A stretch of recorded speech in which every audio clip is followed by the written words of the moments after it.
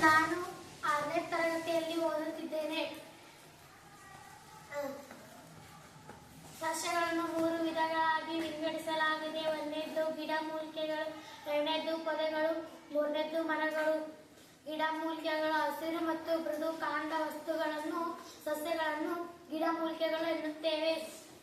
ಪೊದೆಗಳು ಕಾಂಡ ತುಂಬಾ ಗಟ್ಟಿಯಾಗಿರುತ್ತದೆ ಅಥವಾ ತುಂಬಾ ದಪ್ಪವಾಗಿರುವುದಿಲ್ಲ. ಗಿಡಮೂಲಿಕೆಗಳು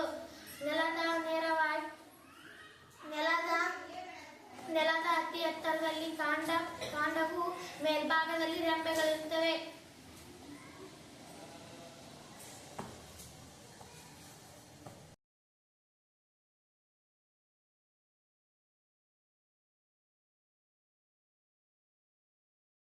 ನಾನು 6ನೇ ತರಗತಿಯಲ್ಲಿ ಓದುತ್ತಿದ್ದೇನೆ.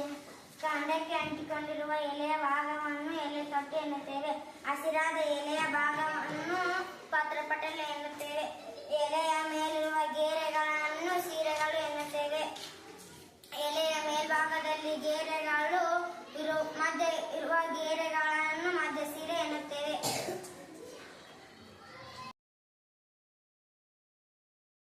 ನಾನು 6ನೇ ತರಗತಿಯಲ್ಲಿ ಓದುತ್ತಿದ್ದೇನೆ. ನನ್ನ ವಿಷಯ ವಿಜ್ಞಾನ.